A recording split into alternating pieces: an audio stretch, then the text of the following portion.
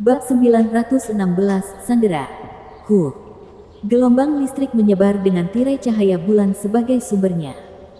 Bersembunyi di baliknya adalah senyum puas dan mengejek Zuo Fan yang memudar pada Baili Jingwei. Tidak ada usaha atau kecepatan dari pihak penjaga, bahkan dari para ahli genesis yang membantu menghentikan Zuo Fan pergi. Baili Jingwei menggigit bibirnya hingga berdarah. Dia telah dipermainkan oleh seorang pang misterius yang muncul entah dari mana hingga menjadi sangat terhina. Dia kehilangan semuanya malam ini. Baik kesempatan untuk memusnahkan yang terbaik dari klan Sangguan maupun hal yang dia lindungi. Pedang melonjak. Bagaimana dia akan menjelaskan hal itu kepada Patriark?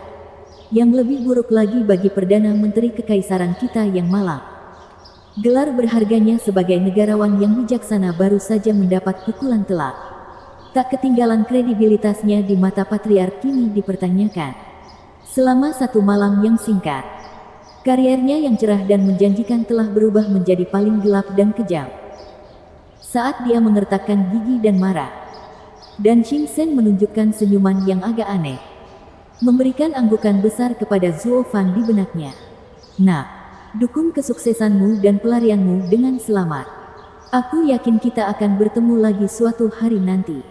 Hahaha. Suara mendesing. Sesosok muncul entah dari mana dan melintas di antara mereka. Itu ditujukan ke leher halus dan halus Sangguan King. Lalu menariknya ke depan. Wanita itu tiba-tiba menangis. Masih asyik dengan penampilan Zuo Fan.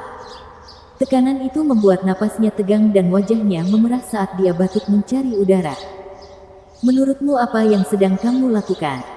Sangguan Feiyun. Seorang ahli puncak kejadian tidak punya rasa malu untuk menyentuh seorang anak kecil. Sangguan Feixiong memperhatikan putrinya dalam masalah dan itu bukan perbuatan orang lain kecuali pamannya yang dia benci. Jika kamu tidak mau melakukannya demi keponakanmu, setidaknya untuk status, lawan aku jika kamu mau. Tapi tinggalkan Yaner sendiri. Sangguan Feiyun mendengus. Orang tua bodoh. Kamu juga tahu betapa terpisahnya kekuatan kita. Aku tidak tertarik melawanmu. Bagaimanapun juga, aku adalah salah satu dari 9 Raja Pedang. Terlepas dari keberadaannya, menyentuhnya. Seorang kultivator tahap etiril berada di bawahku. Sayangnya, keadaan telah berubah. Maaf, keponakan. Sang Guanqing memalingkan wajahnya yang dingin ke arah tempat Zuo Fan menghilang. Gu Yifan, dengarkan. Tinggalkan Soaring Sword dan aku akan melepaskanmu. Jangan dan gadis ini mengerti. Tanda-tanda Zuo Fan berhenti. Wajahnya menunjukkan emosi. Baili Jingwei menyala dan memberi isyarat kepada pengawalnya untuk berhenti sebelum memaksa Gu Yifan pergi selamanya. Sangat penting untuk membuatnya tetap tinggal lalu menggunakan gadis itu untuk mendapatkan kembali pedang melonjak. Dari apa yang dilihatnya, keduanya tampak dekat. Selain itu, laporan menunjukkan dia cukup peduli pada Gu Yifan. Sampai-sampai berterus terang dengan rencana ayahnya sendiri untuk memanfaatkannya. Ini bukan sekedar persahabatan. Pasti ada sesuatu yang terjadi di antara keduanya. Gu Yifan memulai rencananya dengan satu-satunya pemikiran untuk menggunakan klan Sangguan untuk tujuannya sendiri. Tetapi kapanpun ada orang yang terlibat, apapun bisa terjadi.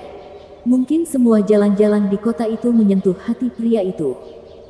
Baili Jingwei dan Sangguan Feiyun berpikir untuk menggunakan gadis itu sebagai alat tawar-menawar dalam hal yang sederhana. Baili Jingwei menatap tajam ke arah Sangguan Feiyun dan mengangguk. Raja Pedang Feiyun tidak hanya menggunakan tinjunya, tapi juga berhati-hati dan berani saat dibutuhkan. Perdana Menteri memahami bagaimana pria ini menjadi Raja Pedang. Tidak mungkin Patriark menerima begitu saja siapapun yang memiliki sedikit kekuatan. Aku terlalu sibuk dengan segalanya dan kehilangan ketenanganku. Raja Pedang Feiyun sebenarnya jauh lebih licik. Menemukan jalan yang tepat di antara ribuan orang untuk mengejar kemenangan. Pria sejati yang penuh ambisi. Baili Jingwei memujinya. Matanya terfokus pada Zuo Fan dan sangat ingin mendapat tanggapan. Sisi Sangguan Feixiong tegang, dipenuhi rasa haus darah. Hidup Yaner ada di tanganmu. Aku tidak peduli siapa dirimu, Gu Yifan. Tapi Yaner telah baik padamu selama ini. Bahkan hati batu yang dingin pun akan retak. Sang Guanxing juga sangat ingin mengetahui jawabannya. Menyimpan harapan jauh di matanya. Tapi tidak seperti yang lain. Dia tahu sangat kecil kemungkinannya Zuo Fan akan menyerahkan pedang melonjak begitu saja untuknya. Yang dia harapkan hanyalah mengetahui perasaan Zuo Fan. Meskipun itu adalah penolakan karena ketidakberdayaan. Dia puas dengan Zuo Fan yang hanya menunjukkan firasat ingin menyelamatkannya. Sayangnya, di hadapan semua tatapan tegang dan bersemangat itu, Zuo Fan menyeringai. Raja Pedang Fei Yun, apakah kepalamu tersentuh atau semacamnya? Anda berharap memeras saya dengan putri Sangguan Fei Xiong. Apa kamu yakin akan hal itu? Semua orang menghela nafas. Menyadari bahwa dia tidak cukup untuk memaksa tangan pria itu. Sangguan Fei Xiong gemetar karena marah. Bajingan batu dingin seperti dia seharusnya mati saja. Sang Guanxing tampak sedih karena penolakan terang-terangan itu. Ini adalah Tuan Gu yang asli. Kejam dan tidak berperasaan. Gu Yifan. Manusia bukanlah tumbuhan. Mereka diatur oleh perasaan. Mata Sangguan Fei Yun berkilat saat dia menyelidiki. Tapi Zuo Fan tertawa di wajahnya. Bagus. Tapi pernahkah Raja Pedang mendengar bahwa cinta membutuhkan waktu? Aku baru mengenal gadis itu selama sebulan dan aku bahkan tidak menyukainya sejak awal. Hanya berpikir untuk menggunakan anggota klan Sangguan untuk diriku sendiri. Bagaimana tujuan yang tidak jelas itu bisa menghasilkan cinta? Bahkan jika ada yang bertunas, itu hanya akan samar dan datar. Zuo Fan menyeringai jahat pada Sang Guanxing Yan. Girly, sudah kubilang padamu tetap di sini tidak akan ada gunanya bagimu. Bukankah aku mendesakmu untuk pergi? Sang Guanxing mengangguk. Itu dia. Aku sudah menunjukkan belas kasihan tapi kamu memilih kematian. Tanganku bersih. Zuo Fan menoleh ke arah Sangguan Fei Yun sambil tertawa. Kaum muda tidak memiliki rasa kesopanan. Dengan keras kepala bersedia membayar berapapun harganya. Itu sebabnya mereka harus melihat lebih banyak. Meskipun ada yang bisa melihat berkali-kali sementara yang lain hanya sekali. Seperti Nona Sangguan di sini. Meskipun mengakhiri hidup keponakanmu sendiri seharusnya hanya terjadi satu kali saja. Pastikan untuk menikmatinya. Raja Pedang Fei Yun. Hahaha. Zuo Fan sama sekali tidak peduli. Tawanya dipenuhi cemoohan saat dia kembali membuat tanda dan tubuhnya semakin memudar. Sangguan Fei Yun meringis mendengar tanggapan brutal Zuo Fan. Nyawanya di tangannya tidak penting baginya. Dia tidak menyesal sama sekali karena melarikan diri. Dan kemudian dia mendukungnya dengan membunuh kerabatnya sendiri. Ini bukan hanya tentang menodai namanya. Pikirannya tidak akan bisa melupakannya. Dengan demikian cengkeramannya pada leher yang indah itu berkurang. Zuo Fan menghela nafas. Psikologi terbalik menyelamatkannya. Baili Jingwei mengetahui semuanya dan berteriak. Bunuh dia. Raja Pedang Fei Yun. Apa? Dia hanya mengejekmu. Dia tidak akan mengatakan semua itu jika dia tidak peduli sama sekali. Dia mengejekmu agar melepaskannya.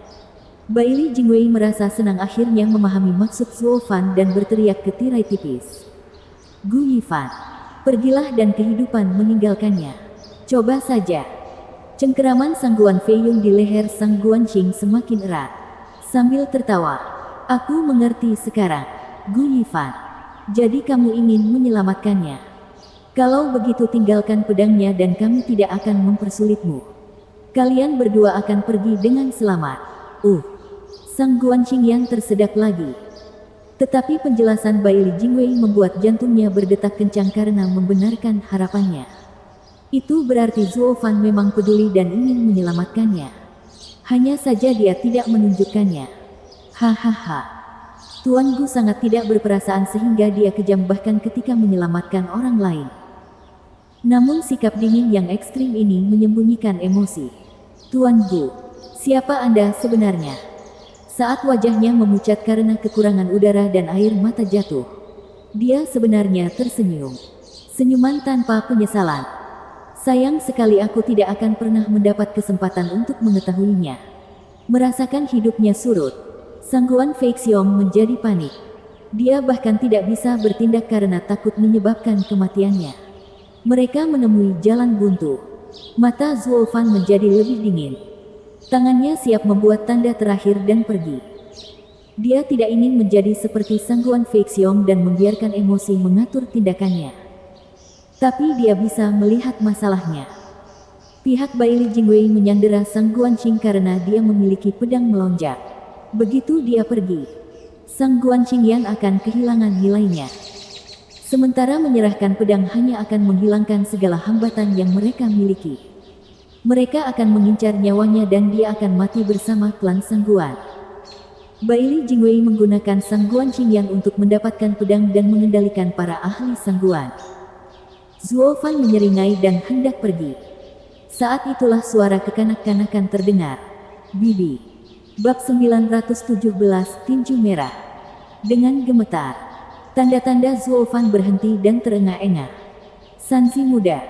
Apa yang dia lakukan di sini dan bukan di tempat pertemuan kita? Bahkan saat kekuatan mulai berkumpul dan cahaya bulan bersinar, Zuo Fan membeku di belakangnya. Menyaksikan dengan kaget. Sekarang rencananya yang sangat mudah itu telah hancur. Sisanya juga mendengar suara kekanak-kanakan itu dan melihat ke arahnya dengan terkejut. Dari mana asal anak itu? Bibi. Suara tangisan itu diikuti oleh sesosok tubuh berwarna merah dan kecil. Mengendus-endus dan berlari menuju Sang Guanqing. Saat dia terhuyung dan tersandung dalam ketergesaannya, liontin di lehernya berkilauan di bawah sinar bulan. Zuo Fan terpesona melihat kemunculan Sanzi muda yang tiba-tiba. Merasa gelisah semakin dia bertingkah seperti anak sungguhan dan lemah. Dia tahu Sanzi muda melakukannya karena suatu alasan. Tetapi dengan adanya semua ahli tahap kejadian, bahkan Putra Kilin pun akan kewalahan dengan cepat. Hati Zuo Fan membeku. Perhatiannya tertuju pada sosok imutnya saat keringat mengucur di alisnya. Sanzi muda, jangan gegabah. Jangan gegabah. Doanya tidak sampai kepada Sanzi muda ketika anak itu berlari di bawah tatapan semua orang ke arah Sangguan Feiyun dan mulai mengayunkan tinjunya. Pelit. Biarkan bibiku pergi. Lari. Sanzi muda. Sangguan Qingyan panik dan memaksakan dirinya untuk berteriak meskipun lehernya dicengkeram. Dia terlalu peduli padanya. Gu Santong tidak hanya setengah berpura-pura. Memastikan pukulannya adalah pukulan anak-anak. Sangguan Feiyun dengan senang hati tidak menyadari monster yang bersembunyi di balik fasad menggemaskan itu. Matanya berbinar dan mengangkatnya. Hahaha. Kudengar kamu punya seorang putra. Gu Yifan. Ini pasti si bodoh. Sekarang aku juga punya putramu. Anda mungkin tidak peduli dengan gadis itu. Tetapi hal yang sama tidak berlaku untuk putra Anda. Zuo Fan meringis. Tinjunya mengepal saat dia tampak khawatir pada Sanzi muda. Kamu seharusnya tidak datang. Sanzi muda. Jahat. Biarkan bibiku pergi. Gu Santong masih penuh semangat bahkan saat Sangguan Feiyun menahannya di udara. Melambaikan tangan dan kakinya ke arahnya. Tapi itu bahkan tidak menimbulkan dampak. Itu semua sangat lucu bagi Sangguan Feiyun. Gu Yifan. Aku akan menghitung sampai 3. Jadi simpanlah pedang itu dan aku tidak akan membunuh gadis itu. Melainkan putramu. Anda memikirkan hal itu. Sangguan Feiyun. Kamu bajingan busuk. Kamu menyebut dirimu ahli Genesis State dengan memukul anak berusia 7 tahun. Sangguan Qingyan mengoceh meski napasnya berat dalam genggamannya. Sangguan Feiyun mengabaikan kata-kata kasarnya. Hanya menatap Zuo Fan dengan tatapan gelap. 3. Wajah Zuo Fan bergetar. Terjebak dalam keraguan-raguan. 2. Sangguan Feiyun berseru lagi. Rasa haus darah di matanya semakin tebal. Zuo Fan mengepalkan tinjunya. Berkeringat saat dia melihat Sanzi muda dengan cemas. Baili Jingwei mengejek melihatnya tidak bergerak. Grandmaster Gu, apakah bagian dalammu begitu kosong? Kamu bilang kamu tidak terlalu lama mengenal gadis itu. Tapi sekarang dia adalah putramu sendiri. Apakah kamu akan mengatakan dia juga sudah lama tidak ada? Kamu memang seorang ayah. Lebih memedulikan benda mati daripada darah dagingmu sendiri. Berbeda dengan Anda. Putra Anda sangat mengharukan. Berada di dekat gadis itu selama Anda belum melihat seberapa besar keterikatannya pada dia. Apakah kamu yakin kamu punya hubungan keluarga? Kenapa kamu sangat berbeda? Hahaha. Baili Jingwei mengejek dan menertawakan tuduhannya. Meskipun itu semua benar, Zuo Fan dan Sanzi muda tidak memiliki hubungan keluarga. Ini sebenarnya melampaui hubungan darah. Keraguan Zuo Fan berasal dari ketidaktahuan bagaimana mengikuti tindakan Sanzi muda dan menyelamatkannya. Penyelamatan hanya mungkin dilakukan jika waktunya tepat, terutama dengan kekuatan Sanzi muda. Jadi dia menunggu saat yang tepat bagi ayah dan anak itu untuk bertindak. 1. Sangguan Fei Yun selesai tetapi Zuo Fan tidak bergeming sehingga membuatnya berteriak. Ayah yang tidak berperasaan. Bahkan tidak peduli dengan nasib putranya sendiri. Kalau begitu izinkan aku membantumu dengan menyingkirkan bajingan ini. Bang! Suara keras memecah kata-kata kasarnya. Diikuti rasa sakit yang menusuk di dadanya. Dia meludahkan darah dan dikirim terbang. Membiarkan para sandera lolos. Gelombang listrik yang dahsyat menyebar dan menimbulkan awan debu yang meratakan segalanya dalam jarak 5 km. Meskipun semua orang adalah ahli Genesis Stage, tidak ada rasa takut akan ada nyawa yang dirugikan saat lonjakan terjadi. Saat debu mereda, Sangguan Fei Yun terlihat mengeluarkan darah dari mulutnya dan terlihat kaget. Bei bagaimana? Anak itu. Yang lain sama terkejutnya dengan dia. Bagaimana seorang anak bisa menyakiti Raja Pedang Fei Yun? Itu tidak mungkin. Gu Santong terengah-engah. Tubuh mudanya diselimuti cahaya merah. Masih dalam posisi meninju. Dia tampak menatap Sangguan Fei Yun dengan keterkejutan yang sama. Karena ini adalah pertama kalinya dia melawan ahli Genesis Stage. Dan yang terbaik dalam bentuk Raja Pedang. Dia berusaha sekuat tenaga. Terlepas dari kenyataan bahwa itu adalah serangan diam-diam yang sempurna. Kekuatan kilinnya yang maha kuasa terbukti gagal karena hanya memberi luka daging pada Sangguan Fei Yun. Ini belum pernah terjadi sebelumnya. Kemudian dia sadar akan kekhawatiran Zuo Fan tentang kota awan terbang yang penuh dengan para ahli Genesis dan betapa berbahayanya kota itu. Tidak ada ruang bagi mereka untuk menerobos seperti biasanya. Sanzi muda. Ketika semua orang terpaku kaget oleh anak kecil itu, sebuah teriakan mencapai telinga mereka. Riak bergema di sekitar area Sanzi muda saat Zuo Fan di balik tirai cahayanya menunjukkan mata kanan keemasan. Menggeser. Sanzi muda tahu bahwa musuhnya sangat tangguh dan melepaskan segala niat untuk menindaklanjutinya. Memilih untuk menangkap Sangguan Qingyan yang masih tertegun dengan wajah keras yang jarang terjadi. Bibi. Santai saja dan biarkan saja. Ayah akan menyelamatkan kita. Sang Guanqing masih bingung. Tetapi melihat ekspresi serius di wajah anak berusia 7 tahun itu, dia secara refleks menganggukkan kepalanya. Bajingan, kamu akan membayarnya. Udara berkilauan saat Sangguan Fei Yun melepaskan seni pedang melonjak dalam kemarahannya. Dunia bergeser saat pedang besar menimpa keduanya. Melepaskan kekuatannya yang mengerikan dan membuat semua orang kehabisan napas. Tidak jelas bagaimana tubuh tangguh Kilin akan bertahan melawan serangan yang begitu menyedihkan. Tapi satu hal yang pasti, tidak akan ada yang tersisa dari Sang Guanqing setelahnya. Sangguan Fei Xiong berteriak kesakitan. Sangguan Fei Yun. Bagaimana seorang kultivator Genesis bisa membunuh seorang anak dan seorang gadis panggung ethereal? Apa pendapat negeri ini tentangmu? Kamu menyebut itu anak kecil. Itu bukan anak kecil melainkan monster. Pernahkah Anda melihat seorang anak dengan kekuatan brutal seperti itu? Dia membuatku berdarah dengan pukulan. Tidak mungkin itu normal bahkan untuk serangan diam-diam. Sangguan Fei Yun balas membentak dan membungkam Sangguan Fei Xiong dengan jawabannya. Sekarang dia menunggu dengan cemas tentang apa yang akan terjadi selanjutnya. Zuo Fan adalah yang paling khawatir di antara mereka semua. Dia harus memaksakan diri dan mengerahkan seluruh kemampuannya dalam mata kekosongan ilahi yang bekerja lebih cepat daripada pedang Sangguan Fei Yun. Dia harus. Sanzi muda. Mata Zuo Fan menjadi merah saat dia berteriak dalam pikirannya. Saat dia memaksa dirinya untuk memulai keterampilannya, matanya berdarah.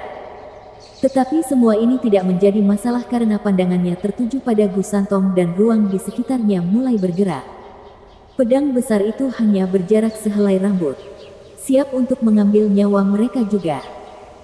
Siapa yang lebih cepat di antara Sang Guanqing dan Zuo Fan yang menentukan nasib Sanzi muda dan Sang Guanqing? Bab 918, Sanzi muda. Suara mendesing. Robeknya ruang terlihat jelas di telinga semua orang. Karena pedang itu hanya berjarak 1 meter untuk merenggut nyawa mereka.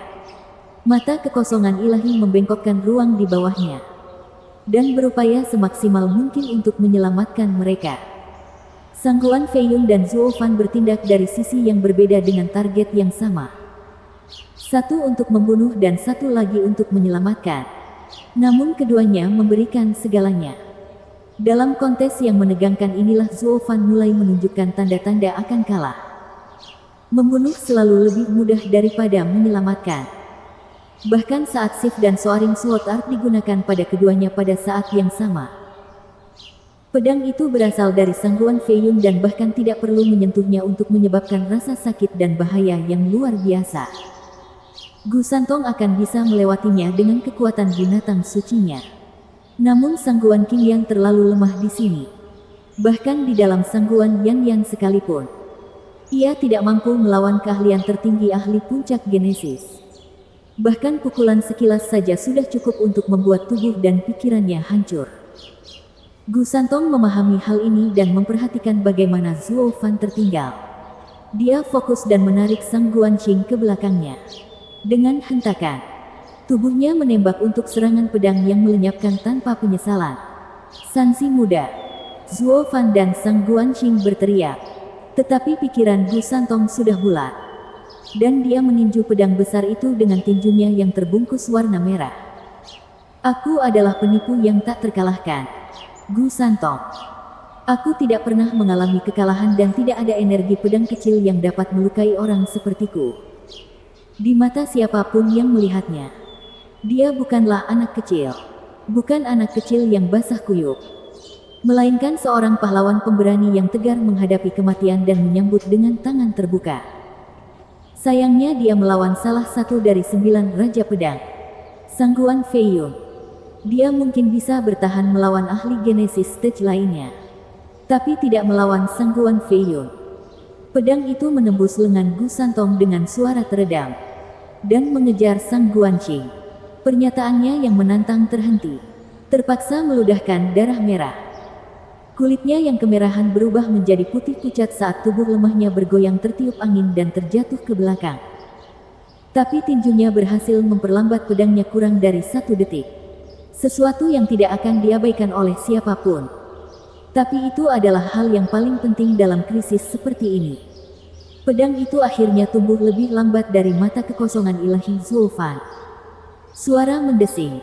Sang Guanqing menghilang dalam sekejap. Dan sekarang muncul di samping Zuo Fan, di balik tirai cahaya yang bersinar.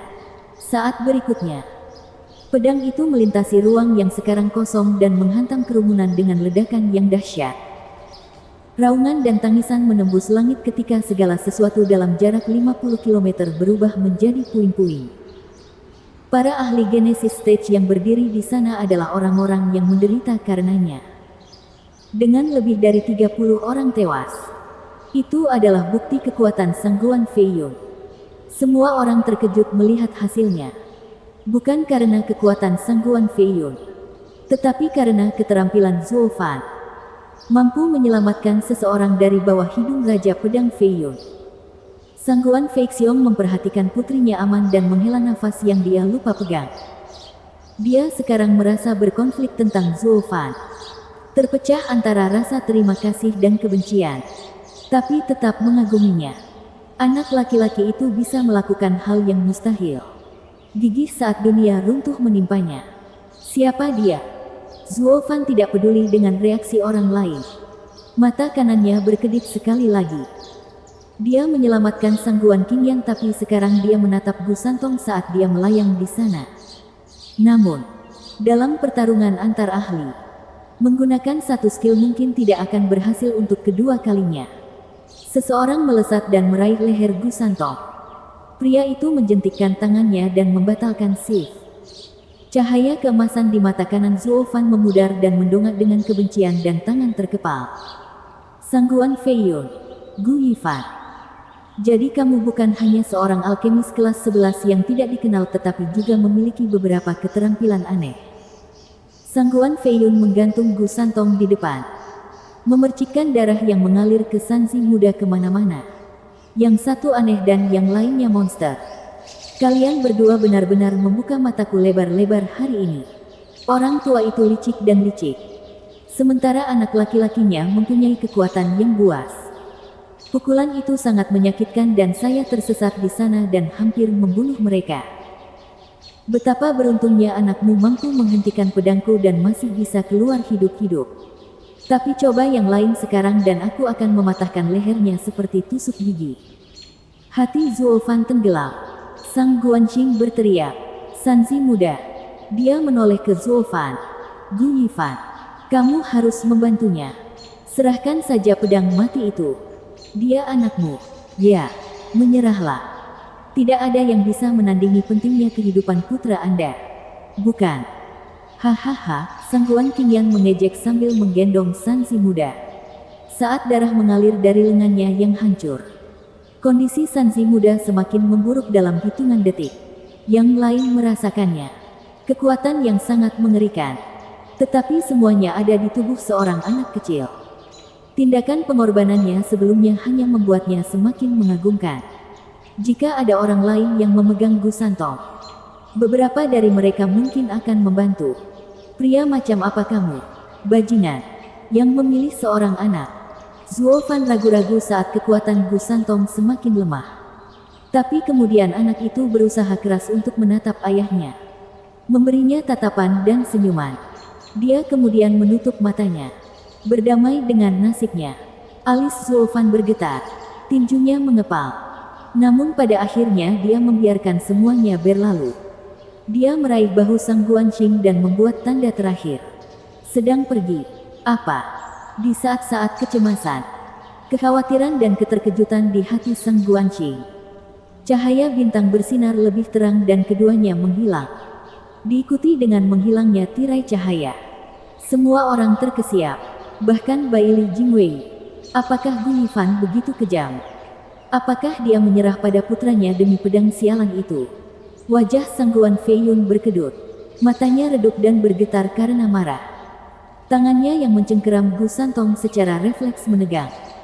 Anak itu masih hidup berkat warisan binatang suci miliknya. Ini benar-benar tidak masuk akal. Sangguan Fei Yun melolong ke langit. Memandang anak yang haus darah itu. Sialan kamu, Gu Yifan. Karena kamu tidak menginginkannya, maka aku akan menyingkirkannya untukmu. Sangguan Fei Yun melambaikan jari Yuan Qi ke arah Gu Santong. Dia belum selesai berbicara ketika tirai cahaya lain turun dari langit di atas. Biduk bersinar lagi. Hanya saja kali ini mendarat di Flying Cloud City. Di rumah Gu. Yang terjadi selanjutnya adalah seberkas cahaya yang menyinari langit yang membuat pedang Sangguan Fei Yun berhenti sejenak untuk jatuh. Tunggu. Baili Jingwei berteriak dengan tergesa-gesa. Melihat ke arah cahaya di kejauhan dan menoleh ke Master Arai. Apa itu? Salah satu Master Arai melangkah maju dan membungkuk. Perdana Menteri. Dunia memiliki hukumnya sendiri dan begitu pula Arai. Secara umum, semakin banyak kekuatan yang dikumpulkan, semakin besar pula efeknya.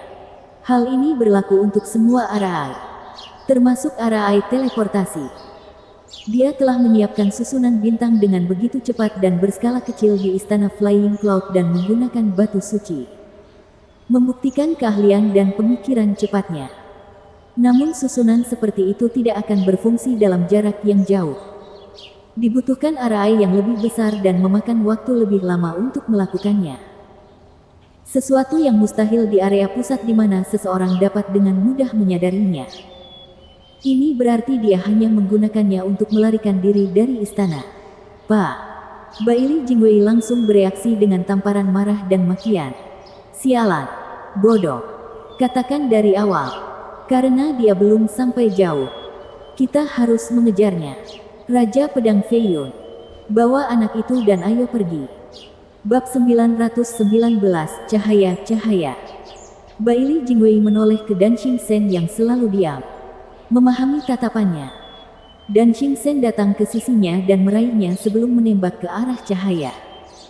Sebagai seorang kultivator tahap ethereal, dia tidak akan pernah bisa mengejar yang lain dengan kecepatannya yang kecil kecuali dia memiliki ahli tahap kejadian yang membantunya. Sangguan Fei Yun mengetahui bahwa bocah cilik itu masih berguna sebagai sandera. Tanpa basa-basi lagi, dia pun terbang mengejar mereka dengan Gu Santong dalam genggamannya. Adapun para ahli Genesis Stage lainnya, mereka mengikuti tanpa pertanyaan. Dari sekian banyak ahli yang berkumpul sejauh ini, kini hanya ada 5 orang yang hanya menatap kosong. Sangguan Fei Xiong, 3 yang mulia dan 1 orang yang gelisah antara hidup dan mati. Sangguan Yulin, anehnya, mereka semua merasa bingung melihat yang lain mengabaikan mereka begitu saja karena orang lain. Maksudmu, kami orang-orang besar dari wilayah timur tidak ada nilainya. Mereka hanya memperlakukan kami seperti hiasan. Bahkan tidak mengunci rumah mereka. Penghinaan yang nyata menimpa keempat orang tua ini. Mereka telah bersembunyi untuk tetap hidup selama ini dan sekarang setelah mereka bersikap dingin, hidup mereka telah berakhir. Bicara tentang mengkritik diri sendiri. Lagi pula, Gu Yifan masih sangat muda dan tidak mempermainkan kedua belah pihak. Benar-benar terpuji, berani, luar biasa dan sangat berbakat. Di tempat lain, bahkan mereka akan mengabaikan klan Sangguan karena anak itu. Karena dia terlalu baik. Pertama dia merebut Soaring Sword, yang cukup menarik perhatian. Lalu ada bakat gemilangnya yang bersinar tiada duanya di sini. Bagaimana jika dia adalah pemuda yang luar biasa? Lalu bagaimana? Itu tentu saja memperhatikan elemen berbahaya tersebut. Dan walaupun orang-orang lama ini adalah orang-orang yang tangguh, bagian dari faksi yang lebih besar, sudah ribuan tahun sejak permata seperti itu muncul dalam barisan mereka. Gu Yifan seperti pedang tak terkalahkan yang lebih muda sekarang. Bahkan jika menyerangnya sendiri, potensi tak terbatas itu membuat siapapun merinding. Karena alasan yang sama Baili Jingwei dan Sangguan Fei Yun mengejar anak itu. Pedang melonjak bahkan mungkin menjadi yang kedua. Sangguan Fei Xiong menghela nafas pada pilar cahaya, yang baru menggantikan yang lama karena setiap generasi melampaui generasi sebelumnya. Aku tidak percaya betapa kejayaan klan Sangguan kita telah memudar dibandingkan dengan beberapa anak tak dikenal. Itu tidak memudar, tapi dibayangi. Seorang yang mulia mengangguk. Bintang-bintang bersinar lebih terang di langit malam hanya karena awan menyembunyikan cahaya bulan. Bulan dapat menyinari dunia karena matahari telah terbenam di balik pegunungan. Saat bulan terbit, bintang-bintang memudar. Saat matahari terbit, bulan menghilang. Dia adalah matahari dan bulan. Dan selama dia hidup melewati hari ini, cahayanya akan sangat cemerlang. Mereka semua mengangguk pada penilaiannya. Fajar baru digembar-gemborkan oleh para pahlawan barunya. Waktu kita telah berakhir. Haruskah kita mengejar? Aku khawatir tentang Yaner, Sangguan Fei Xiong merenung sambil melihat ke arah cahaya di kejauhan. Salah satu yang mulia berbicara. Tidak perlu. Kami baru saja berada dalam situasi berbahaya dan kami bahkan tidak bisa menjaga keamanan Yaner. Tapi anak itu berhasil. Dia dengan mudah menempuh jalan yang dia buat sendiri untuk melarikan diri. Jadi tentu saja dia akan melakukannya. Yaner akan baik-baik saja dengannya. Meskipun kita tidak akan pernah bisa mengejarnya dan mendapatkan Soaring Sword, mengejarnya tidak ada gunanya. Meskipun kami tidak lagi menjadi prioritas karena dia masih ada. Begitu dia pergi, semua perhatian akan terfokus pada kami. Baili Jingwei akan ikut bersama kami sekali lagi dan kami hampir tidak memiliki orang untuk bertarung. Bahkan jika kita melarikan diri, hampir tidak ada orang yang tersisa. Hanya orang bodoh yang melakukan ini. Hahaha. Sangguan Fei Xiong mengangguk dan menghela nafas. Nah, kamu jahat dan cerdik. memanfaatkan kami sesukamu. Tapi aku juga tidak terlalu baik padamu. Yaner tidak seperti itu. Dia benar-benar peduli pada kalian berdua.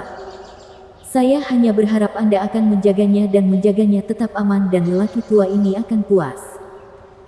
Sangguan Feixiong menghela nafas dan mengalihkan pandangan gelap ke arah Sangguan Yulin yang terpuruk di dalam lubangnya. Lalu, Yang Mulia, bagaimana dengan bajingan ini? Seorang pengkhianat harus ditangkap kembali dan diinterogasi sepenuhnya. Mata seorang Yang Mulia bersinar dan tersentak.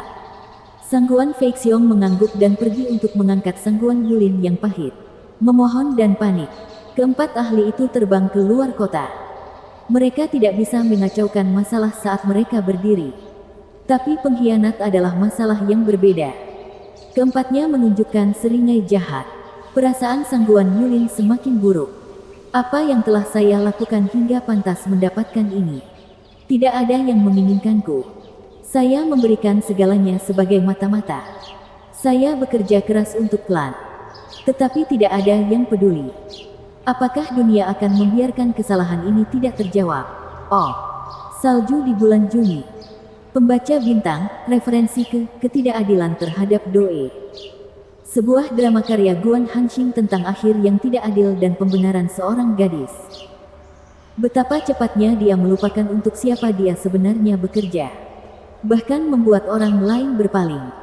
Agen rangkap 3 tidak membantunya dalam usahanya. Tidak memiliki moral dan bahkan kesetiaan terhadap keluarganya sendiri. Sayangnya, semua ini adalah hal yang sekunder.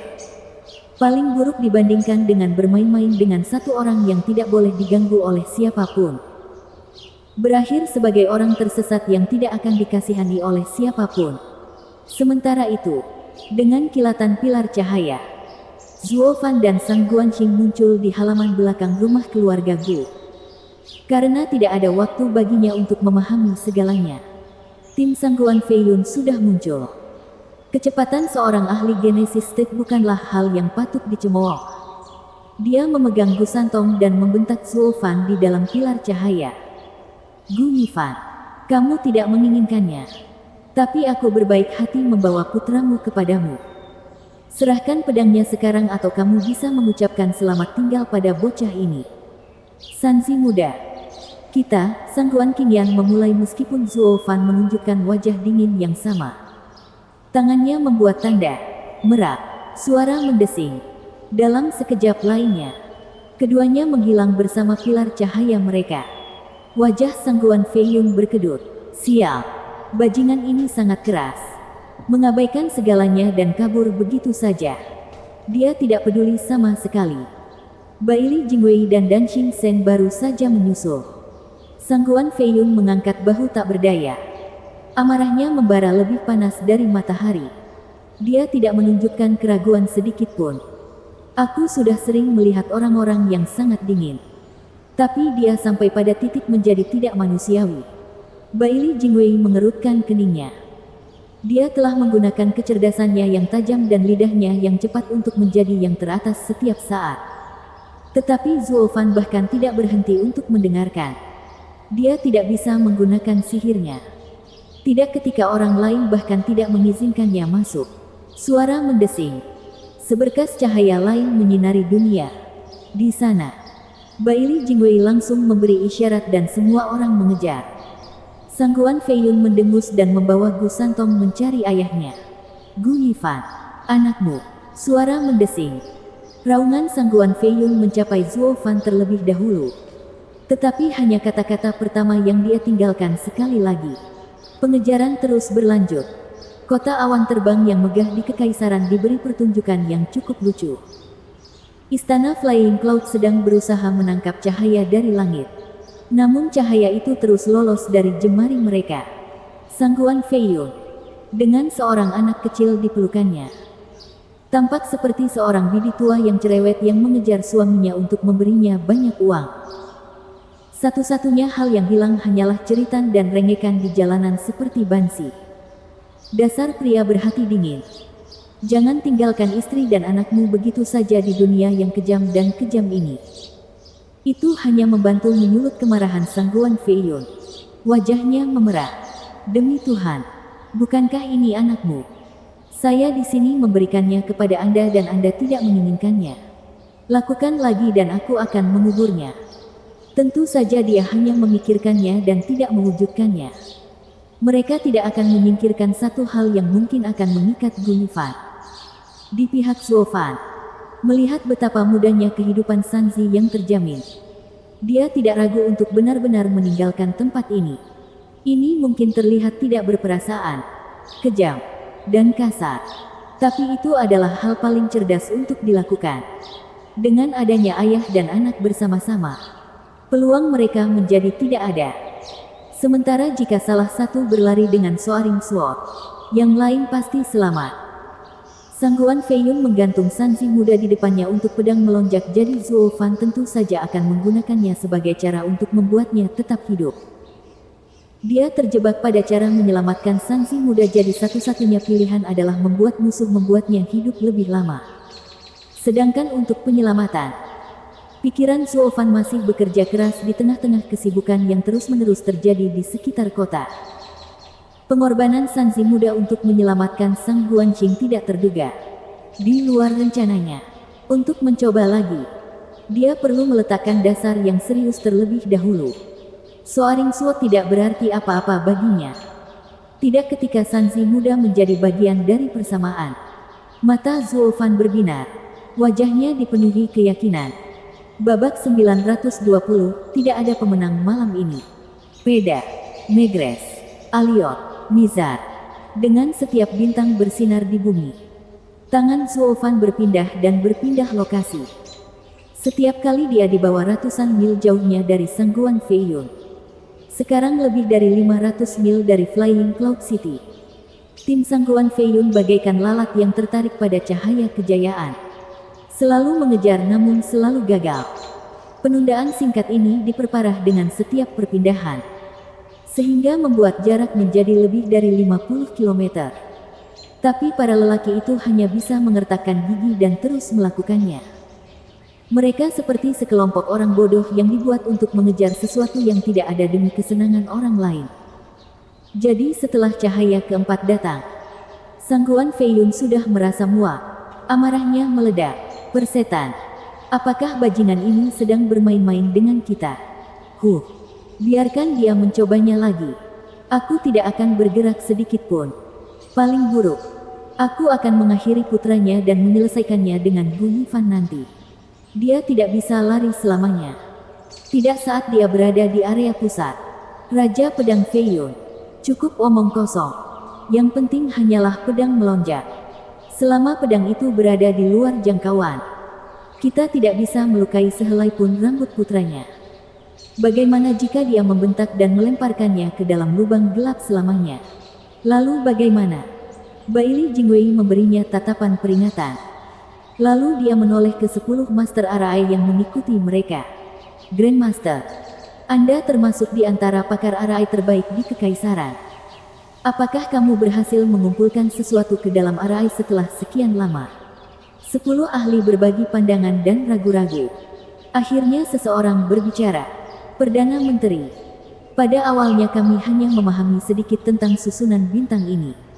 Namun sekarang kami telah mulai memperhatikan banyak hal. Susunan teleportasi normal menggunakan garis lay untuk bergerak, memperpendek jarak antar titik. Yang diperlukan hanyalah memutus jalur ini dan transfer akan terhenti. Dengan susunan teleportasi bintang, mereka mengikuti jalan surga, menggunakan kekuatan bintang untuk menghubungkan langit dan bumi, sehingga tidak dapat dipecahkan. Ini jauh melampaui susunan teleportasi garis lay manapun yang pernah ada. Saya tidak peduli tentang keahliannya dalam Arai, atau seberapa baik dia dari Anda. Aku hanya ingin tahu bagaimana kita bisa sampai ke bagian di mana kita menangkapnya. Wajah Baili Jingwei berkedut karena kesal. Jika dia terus berkeliaran, bukankah itu akan berlangsung selamanya? Selagi dia beristirahat, kami akan lelah berlari ke sana kemari untuk menangkapnya. Tidak mungkin. Perdana Menteri dapat yakin. Master susunan itu menunjuk ke langit, menjelaskan, kekuatan dunia berada dalam keseimbangan, diatur oleh hukumnya sendiri. Ini tidak akan pernah bisa dilanggar oleh manusia manapun. Susunan bintangnya agung, tetapi tidak bisa lepas dari mengikuti sifat dunia. Itu akan berakhir. Dilihat dari apa yang telah kita lihat sejauh ini. Dia telah meminjam kekuatan 6 dari 7 bintang di biduk secara berurutan. Sesuai dengan susunan yang dia pasang di bawah. Menurut perhitungan kami, yang berikutnya seharusnya menjadi yang terakhir. Kekuatan bintang akan habis melalui Al-Qaid. Bintang ini, yang berkorelasi dengan lokasi sebelumnya, akan memancarkan cahayanya ke bumi di sebelah sana. Master susunan menunjuk ke semak acak yang jaraknya ratusan mil dengan hidung tertancap. Hehehe, lihat itu. Itu disebut spesialisasi. Hanya dengan sedikit waktu melihat arai baru, saya sudah bisa menduga prosesnya. Ini adalah kekuatan luar biasa dari arai kelas 11 emas. Pak, dia tidak sempat menertawakannya selama tamparan tajam membuatnya berputar. Termasuk pikirannya. Suatu saat nanti, dia berhadapan dengan Baili Jingwei yang marah. Sambil tersentak, para master arai tampak tercengang. Bahkan dia niaya. Apa yang kita lakukan sekarang? Mengapa Perdana Menteri marah kepada kita? Bagaimana kesalahan kami? Baili Jingwei meludah dengan gigi terkatup. Kalian orang-orang bodoh dan jompo. Kenapa kamu tidak mengatakannya sebelumnya? Memberiku penjelasan yang berlarut-larut dan tidak berguna daripada hanya menunjukkan tujuan orang itu. Sampah bodoh. Raja Pedang Feiyun. Ayo pergi. Kita harus menahannya di sana saat dia mendarat. Benar. Sangguan Feiyun mengikuti Baili Jingwei dengan Gu Santong dalam genggamannya. Di sana mereka akan menyergap saat Zuo Fan datang. Mereka akhirnya selangkah lebih maju. Perdana Menteri Baili. Semua Grandmaster Arai yang Anda bawa tampaknya memiliki otak yang berhenti berkembang karena betapa lambatnya mereka.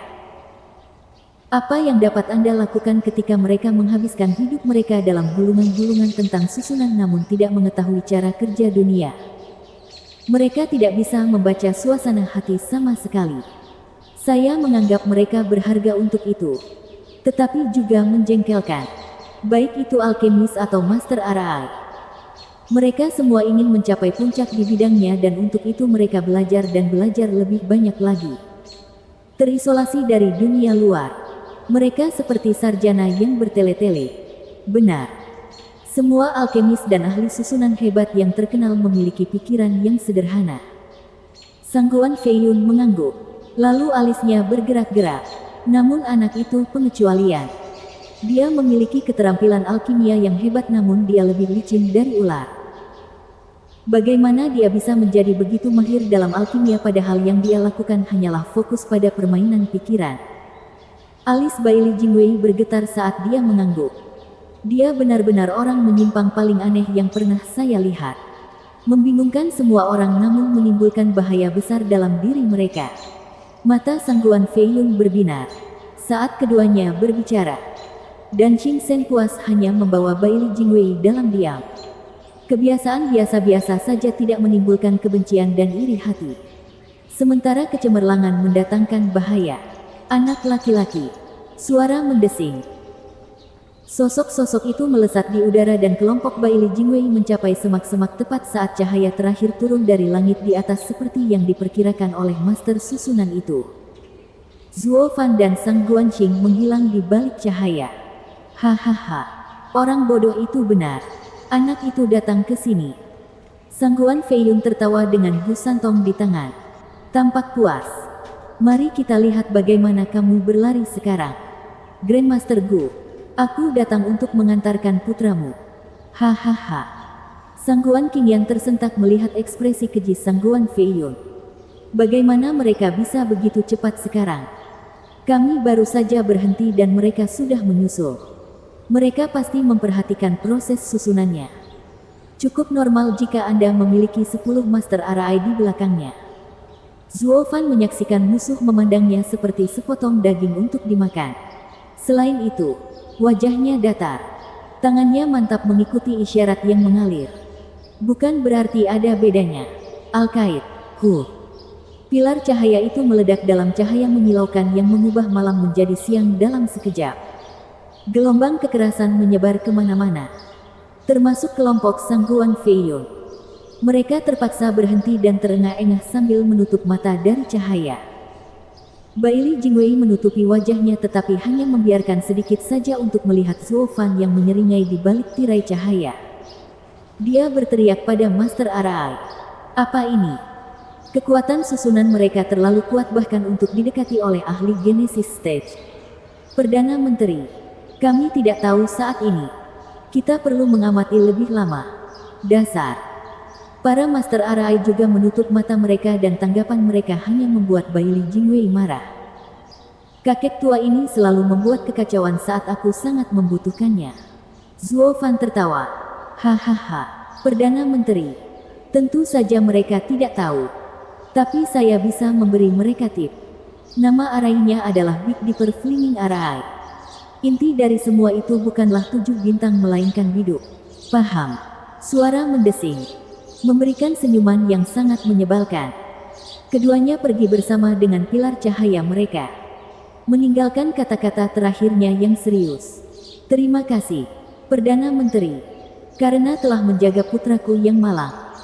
Jika kamu masih merasa perlu untuk memiliki pedang melonjak, aku memintamu membesarkannya dengan besar dan kuat ketika aku akan datang untuk mengambilnya kembali. Hahaha. Suara mendesing. Ketujuh bintang di atas mempunyai garis samar di antara mereka, menghubungkan masing-masing bintang dengan satu kilatan terakhir. Biduk bersinar lebih terang dan menembakkan sinar cahaya seperti bintang jatuh, membelah langit menjadi 2. Di ujung sinar itu tidak lain adalah bintang utara.